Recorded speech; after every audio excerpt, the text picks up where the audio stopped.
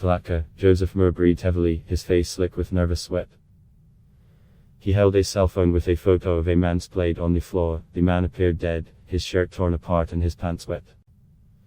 Kaiji, my brother, Moore said to another man who drove up in a blue sedan. It was shorthand for Klansman, I greet you. Moore showed the photo to David Sarge Moran, who wore a camouflage print baseball hat emblazoned with a Confederate flag patch and a metal cross. Oh shit. I love it, Moran said. Mother pissed on himself. Good job. It was 11:30 a.m. on March 19, 2015, and the Klansmen were celebrating what they thought was a successful murder in Florida. But the FBI had gotten wind of the murder plot. A confidential informant had infiltrated the group, and his recordings provide a rare, detailed look at the inner workings of a modern Klan cell and a domestic terrorism probe. The Associated Press has reconstructed the story of the failed murder plot.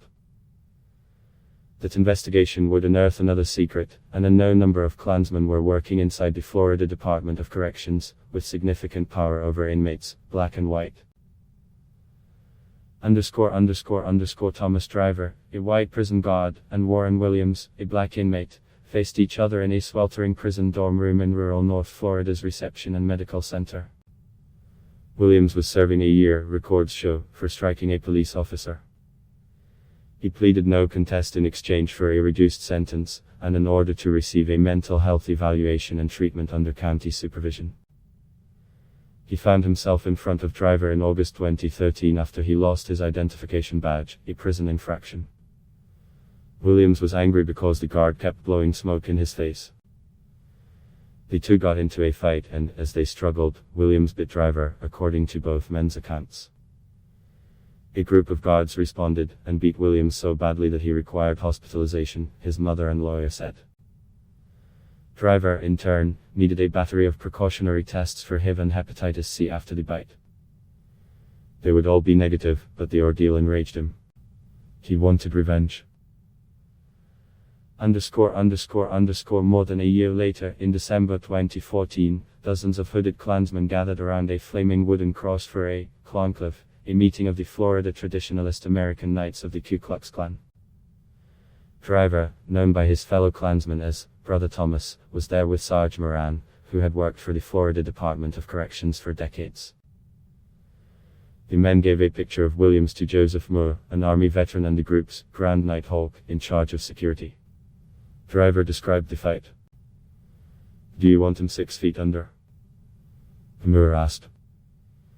Driver and Moran looked at each other, then said yes. Today, researchers believe that tens of thousands of Americans belong to groups identified with white supremacist extremism, the Klan being just one. These groups' efforts to infiltrate law enforcement have been documented repeatedly in recent years and called an epidemic by legal scholars. FBI Director Christopher Wray said at a March Senate hearing that racially motivated violent extremism, mostly by white supremacists, accounts for the most rapidly rising share of domestic terrorism cases. That same group of people have been responsible for the most lethal attacks over the last, say, decade, Wray added. When Williams got out of prison a few months after his fight with Driver, the Klan was not among his worries. Images of burning crosses and Klansmen targeting black people for violence seemed anachronistic. But the symbols of the group's reign in his hometown of Palatka, Florida, endure. Each time Williams met with his probation officer, he passed the statue of a Confederate soldier in front of the Putnam County Courthouse. In 1925, the KKK controlled Putnam County. A Klansman named R.J. Hancock was elected sheriff and he helped unleash a reign of terror, where lynch mobs dominated civic life. To stop it, Florida's governor threatened to declare martial law in 1926. But the Klan and its ilk have endured. Today it's just one group in a decentralized white supremacy movement. It's surprising that we're even having a conversation about something that was prevalent in the 1920s, taking place 100 years later, said Terrell Hill, Williams' attorney and Palatka's mayor. It's frustrating. It's angering.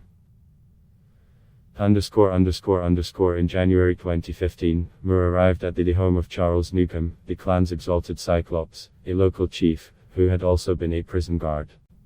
"I look at it this way, brother. That was a direct attempted murder on him," Newcomb said, referring to Williams' biting driver. Newcomb wanted Moore to kill the black man. He didn't know that Moore was a confidential FBI informant. The FBI had hired him to infiltrate the Klan cell, and within a few weeks, Moore had scheduled a meeting with the Grand Dragon and second-in-command at a Dollar General parking lot in Bronson, Florida. He filled out an application, paid a $1.20 fee along with $1.35 in annual dues, and signed a blood oath. Less than 2 years later, he was at the center of a murder plot. Moore's tires crunched as he pulled into Newcomb's driveway, marked by a sign featuring a pistol barrel, warning, "There is nothing here worth dying for." Newcomb was excited about a new idea he'd had for how to kill Williams. "I have several bottles of insulin in here if you wanted to do it that way," Newcomb said. "Do we do it fast and get the hell out? Or do we want to grab him up and take him somewhere and shoot him with insulin?" Newcomb asked. The FBI had outfitted Moore's SUV with recording devices that broadcast live to agents as they drove to PALATKA. By then the agency had moved Williams to a safe house and placed police vehicles around his neighborhood.